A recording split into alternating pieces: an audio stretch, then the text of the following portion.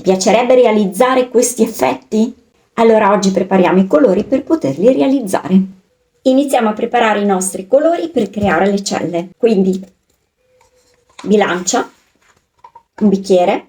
Io userò come pouring medium questa colla vinilica qui, acqua e colori acrilici economici. Accendiamo la nostra bilancia e partiamo.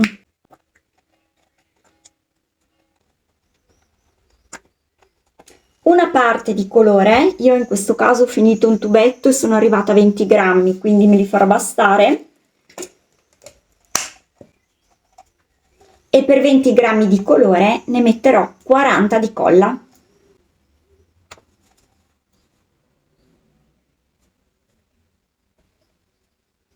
Precisa. Questa è fortuna, per non dire un'altra parola. Precisa.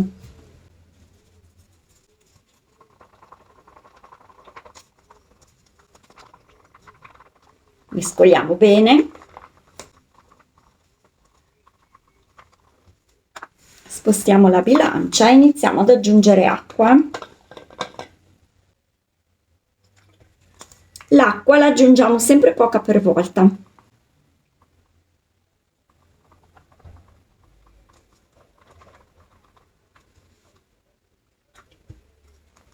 Le colle viniliche solitamente sono più viscose rispetto ai fissativi da muro o al Floetrol o comunque a altri pouring medium, quindi richiedono sempre più acqua.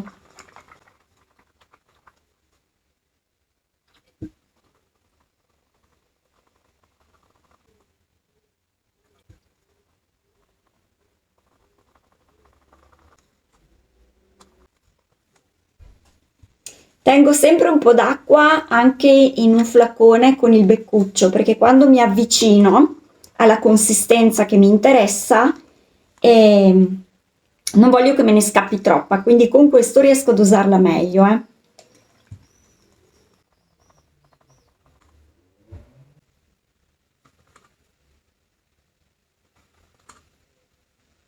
Bene, questa è la consistenza che dobbiamo raggiungere.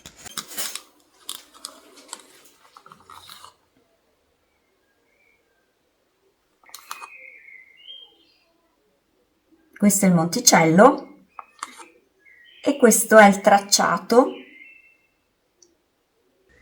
Adesso andremo a preparare nello stesso identico modo anche gli altri colori.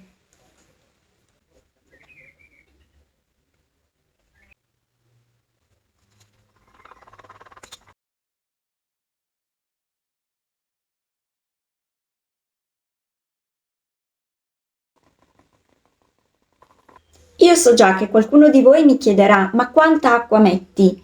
La quantità di acqua, ragazzi, cambia sempre. Non può essere data una quantità standard di acqua. Ogni pigmento e di ogni marchio, come ogni colla, ogni pouring medium, avrà una sua densità intrinseca e questo fa sì che necessiti di una quantità di acqua diversa per raggiungere la stessa consistenza. Questi colori sono tutti di questa marca, eppure ogni pigmento ha una sua densità diversa e quindi richiederà una quantità di acqua diversa. Imparate a creare la vostra consistenza facendo la prova del bastoncino. Se vi siete persi il video dove vi spiego tutti i segreti della preparazione dei colori, compreso la prova delle consistenze, lo trovate qui. Se invece volete risparmiare tempo e imparare a preparare i vostri colori molto più velocemente, allora vi consiglio il mio manuale completo di Fluid Art dove vi spiegherò nel dettaglio ricette, dosaggi e strategie.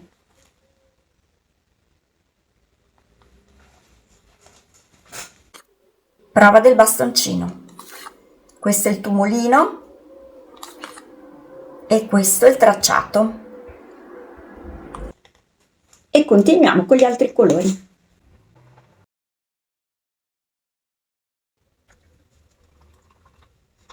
Vedete, io faccio continuamente la prova del bastoncino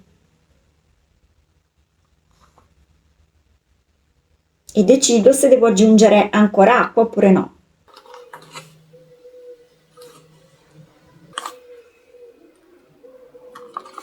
E questo è il blu.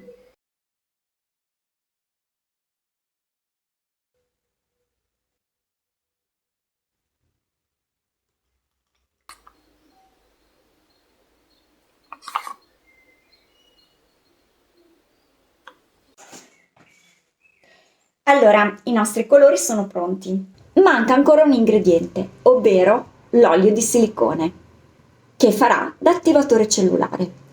Io, per una quantità di miscela di questo tipo, ne metterei una goccia per bicchiere, massimo 2.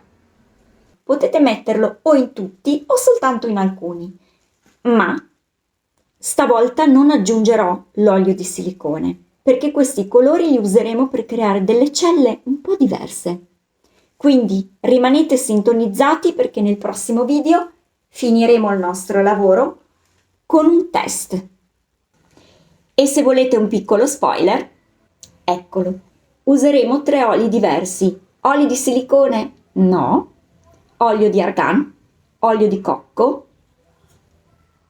cristalli liquidi. Sono 3 prodotti per capelli, quindi non perdetevi il prossimo video perché li metteremo a confronto. E se questo video ti è stato utile, ricordati di lasciare un like.